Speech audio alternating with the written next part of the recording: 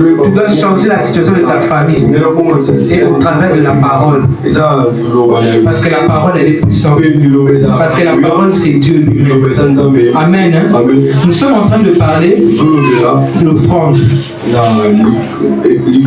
L'offrande. Nous allons prendre le livre d'Exode au chapitre 25. Si on peut se lever, s'il vous plaît. Chez moi, le titre dit ceci. Ordre pour la construction du tabernacle. L'Éternel parla à Moïse et dit: parle aux enfants d'Israël qui m'apportent une offrande. Vous la recevez pour moi de tout homme qui la fera de bon cœur. Voici ce que vous recevrez d'eux en offrande: de l'or, de l'argent, de l'airain, des étoffes teintes en bleu, en pourpre, en chromasie, du fin lin et des poils de chèvre. Nous allons maintenant au verset 8. Ils me feront un sanctuaire et j'habiterai au milieu d'eux. Vous ferez le tabernacle et tous ses ustensiles d'après le modèle que je vais te montrer. Nous allons maintenant dans 1 Chronique chapitre 29. La Bible déclare ceci. C'est David, on parle de David. David qui devait construire le temple de Dieu. Mais David s'est rendu compte que ce n'était pas lui qui devait construire le temple, mais plutôt son fils Salomon. David a tout prêté, a tout apprêté pour que le temple soit construit. La Bible déclare dans 1 Chronique chapitre 29. Le roi David dit à toute l'assemblée: mon fils Salomon, le seul que Dieu ait choisi, est jeune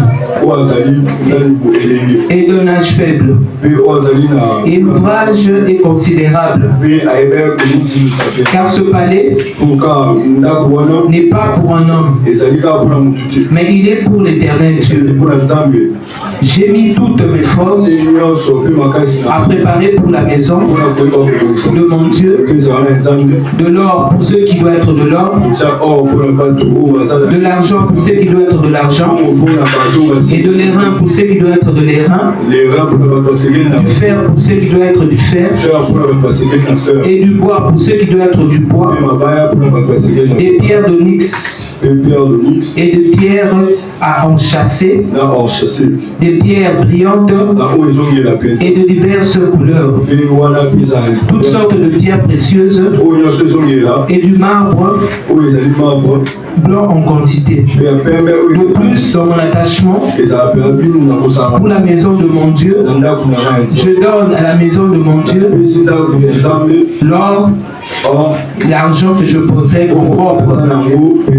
Outre tout, ce que j'ai préparé pour la maison du sanctuaire. Amen. On peut s'asseoir s'il vous plaît. On acclame très fort la parole de Dieu. Nous sommes en train de parler du sanctuaire.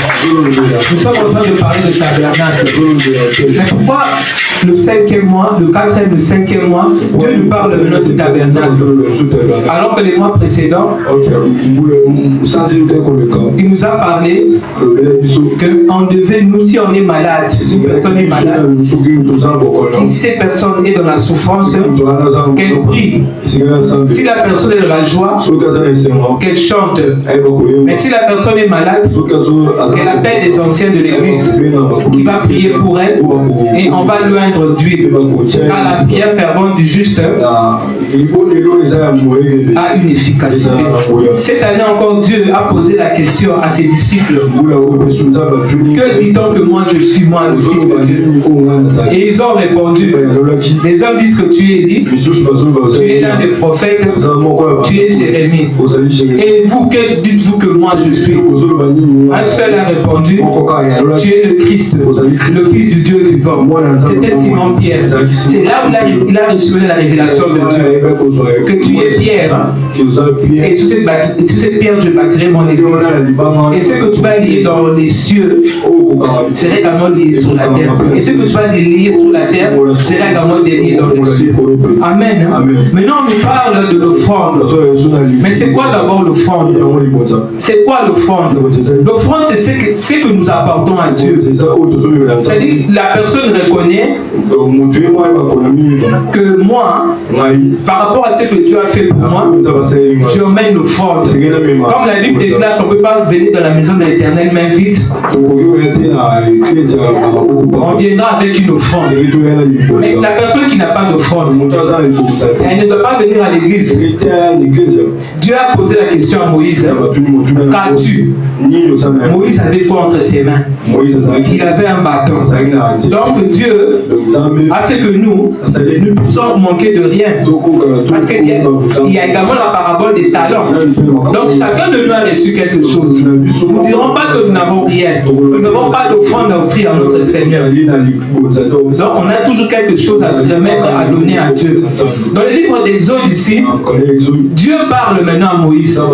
Il a dit à Moïse, parle aux enfants d'Israël, parle à l'assemblée, qu'ils fassent maintenant une offrande pour moi. C'est-à-dire Dieu maintenant dans sa vision, dans son projet maintenant, il voulait maintenant qu'on puisse construire un temple, un tabernacle, un lieu où on devait louer le Seigneur. Mais il n'a pas voulu sortir en dehors de ce peuple-là. Il a voulu que ce peuple-là puisse apporter ce que lui désirait. De l'or, de l'argent, de l'airain de fer pour la construction du temple, avec des vêtements bien déterminés, des couleurs. Amen. Mais avec David, David a eu en lui ce souci de construire la maison de l'Éternel. C'est-à-dire David a compris que là où il est arrivé présentement, c'est Dieu. De là où il était en train de garder les animaux, et de là à la royauté, c'était pas un homme qui pouvait faire une telle chose. C'était que ce Dieu-là. Et il a reconnu ce Dieu-là, la grandeur de ce Dieu. Et par rapport à cette grandeur-là, il a voulu construire un sanctuaire, un temple pour Dieu. Mais Dieu a dit, ce n'est pas à toi. C'est plutôt ton fils Salomon qui doit construire ce temple. Mais il y a eu encore un problème qui s'est posé. Et Salomon est jeune. Mais l'ouvrage en soi est considérable. Mais ce Dieu-là, c'est un Dieu grand. Mais comment quelqu'un de très jeune peut construire un temple pour le Seigneur? Mais David avait mis de côté quelque chose, des choses pour la construction de Dieu. Nous voyons que dans la première mois, c'est-à-dire dans le livre d'Exode, c'était des offrandes volontaires, une offrande volontaire. Dieu lance un appel à son peuple. C'est-à-dire aux gens qui sont animés de bonne foi. Ceux qui ont un bon cœur. C'est-à-dire ceux qui donnent avec leur cœur, qui ne regrettent pas. C'est-à-dire quand ils donnent avec leur cœur, ils ne regrettent pas. Ce sont des exercices. Dieu nous fait faire des exercices. C'est comme un enfant. Comme nous voyons la petite Maria, tu lui donnes par exemple des bonbons et tu lui dis donne-moi des bonbons. C'est-à-dire tu es en train de voir si elle a la capacité vraiment de te remettre ce que toi tu lui donnes. Si elle sera généreuse dans sa vie. C'est comme nous ce que nous avons. Qu'est-ce que nous avons que nous n'avons pas reçu de Dieu? Tout ce que nous avons, nous avons reçu de Dieu. Il n'y a aucune chose que nous avons reçu que disent que c'est nous. Non, c'est faux. Tout ce que nous avons, c'est Dieu qui nous a donné. Le souffle de vie, c'est lui. C'est lui qui a permis que nous soyons en vie. C'est lui qui détermine même nos bornes. Le jour où nous allons quitter cette terre, c'est lui qui détermine ce que nous serons demain. Donc, qu'est-ce que nous avons qui ne vient pas de Dieu? Alors, lorsqu'il nous demande de lui emmener des offrandes, nous ne pouvons que obéir. Comme a dit papa ce matin, obéir. Parce que Dieu, il voulait construire un temple. Il voulait plus que les gens ne puissent transporter l'arche de l'alliance de lieu en lieu. Il voulait maintenant demeurer dans un lieu fixe. Il voulait demeurer maintenant au milieu de son peuple pour faire éclater sa gloire. C'est-à-dire un endroit où lorsque nous venons, lorsque nous invoquons ce Dieu, Dieu agit, Dieu répond. C'est comme nous sommes à l'épée ici, lorsque nous venons à l'église, lorsque nous prions, lorsque papa prophétise sur nous, nous bénit, nous voyons cela s'accomplir dans nos vies. Nous avons suivi le témoignage de maman Alice. Comment Dieu agit dans sa vie.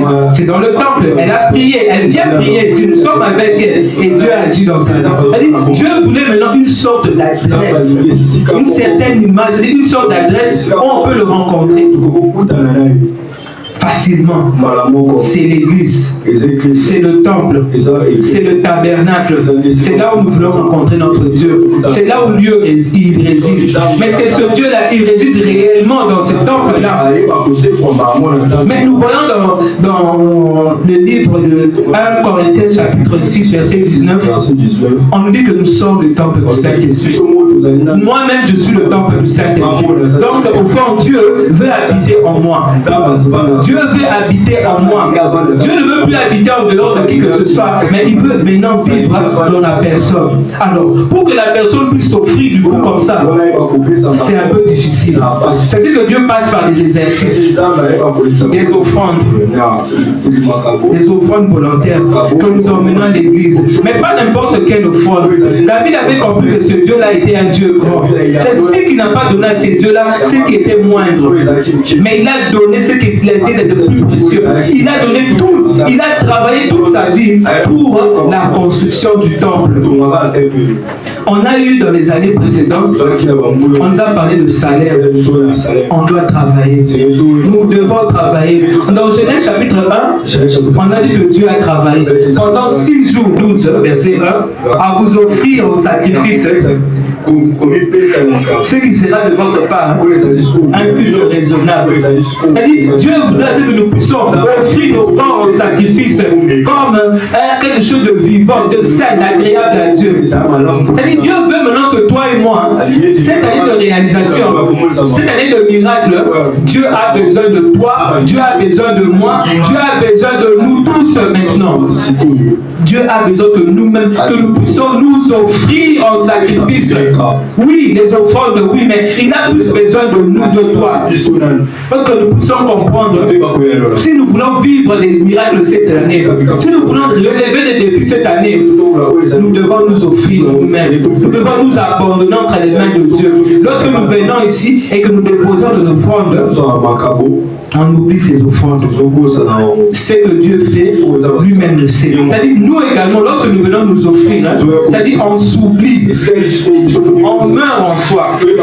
Comme Paul a dit que ce n'est plus moi qui vis, mais c'est Christ qui vit en moi. C'est-à-dire, maintenant, l'offrande véritable que Dieu attend, c'est nous-mêmes maintenant. Nous devons mourir en nous maintenant, dans nos caractères, dans nos habitudes. On doit voir maintenant la vie de Christ en nous. Parce que lorsque la Bible nous dit qu'une offrande, c'est-à-dire, tu dois donner ce qu'il y a de précieux, ce qui te fait mal. Ce qui te fait mal, tu viens, tu sèmes cela. L'or, c'est pas que des choses. C'est quelque chose qui a une grande valeur. Mais tu viens s'aimer cela à l'église. Tu viens s'aimer l'argent à l'église. Tu viens s'aimer l'air à l'église. Tu donnes un peu ta richesse toi-même. Tu te dépouilles toi-même. C'est-à-dire, tu dépouilles ta chair pour que Dieu puisse relever l'esprit qui est en toi. Amen. Donc, Dieu veut que maintenant, que nous puissions le servir sans calcul. Sans calcul. Parce que nous puissions comprendre maintenant, l'or, l'argent que nous avons, ne nous appartient pas. Nous sommes que des gérants. Au fond, ça appartient à Dieu. Et lorsqu'il nous demande d'apporter cela dans le temple, on ne doit pas refuser. On doit donner. On doit s'aimer. On doit comprendre maintenant, entrer dans la vision de papa. Qu'est-ce que papa veut maintenant? Quelle est la mission? C'est-à-dire, qu'est-ce qu'il doit faire maintenant? Nous voyons maintenant qu'il y a plein de gens qui viennent. Nous voyons maintenant qu'il y a beaucoup de gens maintenant. Donc, l'église doit s'agrandir. C'est ça la vision. On ne peut pas se limiter seulement à 50, 100, 200 personnes. Nous devons voir loin maintenant. Nous devons voir maintenant l'achat de l'église. Nous devons voir maintenant la construction d'églises. Nous devons voir maintenant, on doit implanter des églises. On ne doit pas seulement se limiter à Yolo, on ne doit pas seulement se limiter à Matete, mais nous devons également aller dans certaines communes. Aller en Afrique, aller en Europe, aller en Amérique, c'est-à-dire propager la bonne nouvelle partout. C'est cela la vision de Dieu. C'est cela la vision de notre papa. Nous devons apporter dans la maison du trésor les dîmes, les offrandes.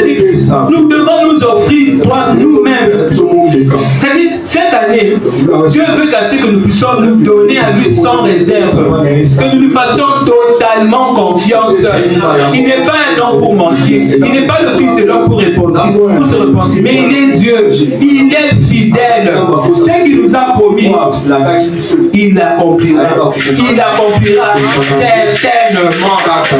Avant 2026, tu vas témoigner. Avant la fin de cette année, tu as appelé à vivre des grandes choses. Cette année, tu as appelé à réaliser ce que tu avais comme rêve, ta vie. Là où on avait mis des bornes, là où on avait mis des limites. Mais ce Dieu-là, il est